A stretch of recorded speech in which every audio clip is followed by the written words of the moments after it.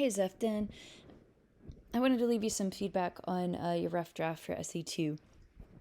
Overall, I think that you're using some really good description in the submission, and I think that you have some good response to the issues that the image is trying to touch on. What I want to talk to you about is how to take this rough draft and improve it for your final submission. So first off, let's talk about your formatting. Make sure that your heading goes over here on the left-hand side, and also make sure that you have the correct heading order. It should go your name, your instructor's name, the course name, and then finally the date. Second, you want to get your header up here in the upper right-hand corner, which is your last name and page number. So I like that you are creating context here by helping the reader understand who the author is and where the image was titled. This looks like that this is a newspaper title, so this should actually be italicized. Make sure this is a smaller point. Make sure that you are not using a comma to hold together two complete sentences. This is an error called a comma splice. You actually want to use a period here. And you have several comma splices throughout the essay, so make sure that you edit for those.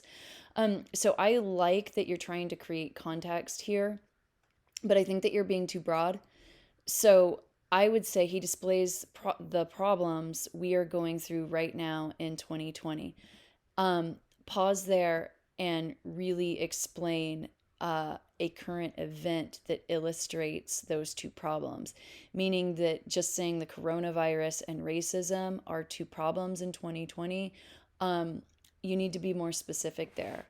So, what I would say is go into the details of what the coronavirus has done for daily life in the United States.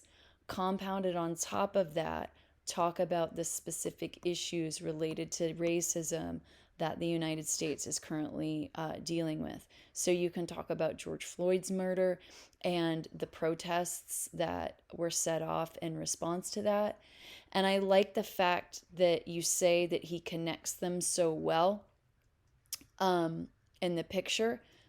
I think that you're right, because one of the things that the research is showing, and one of the things that we know, is that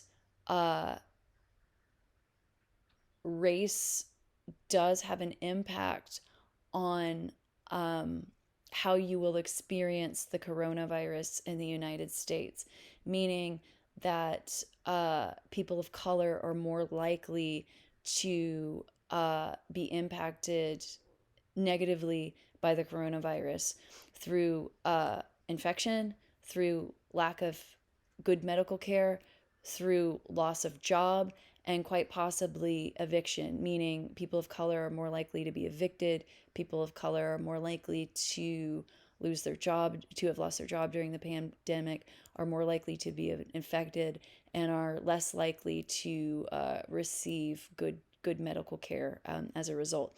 So these are the ideas that you need to expand on here. And one of the other things that's missing is a clear thesis statement. However, I think that you might be close to a good thesis statement here. So when I read this sentence, however, he connects them together so well in this picture that what? You know what I mean? It feels like you cut yourself off there soon, and that you could have had a really good thesis statement there. So I want you to return to this sentence and help the reader understand how and why has the author not separated these two issues, and what is the end result, if that makes sense. So I would go ahead and make your description be a separate paragraph from this, because number one, you need to get more specific with your context, but you also need a clear thesis statement. Like I said before, I think that you're using pretty good description here. The only thing that I'm going to quibble with you about is referring to the man of color in the cartoon as African. I would argue that he's probably African American. That's the context of this image, because even though you didn't include it, I've seen it before, and I believe he's wearing a BML shirt. And so, even though we have seen the BML movement has sparked nationwide protests, I would argue that the man in the image, for multiple reasons, is African American, not just African. Um, So here, when you're talking about target audience and you're talking about purpose, I think that you're getting to some good points, but you're being a little broad. So when you are making claims about audience, what I want you to do is go back and refer to the image. So, what specifically in the image lets the audience know, or lets the viewer know, who this image is targeting, right? Um, how do we know that this is about the denial of racial injustice? So, what specifically in the cartoon lets us know that? Because note up here, all you're doing is relying on description.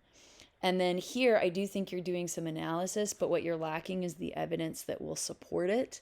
So if you connect those pieces, I think that you'll have a pretty good analysis. But it's just these two sections that really need a lot of work.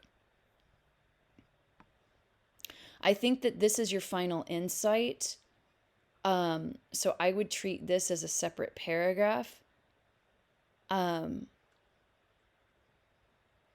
you might want to do some tweaking here. I think it's working pretty well, but depending on the tweaking that you do in your thesis statement and your analysis points, your points of analysis in here, you might want to do some tweaking. But that's really what I want you to do here. Expand and clarify your context.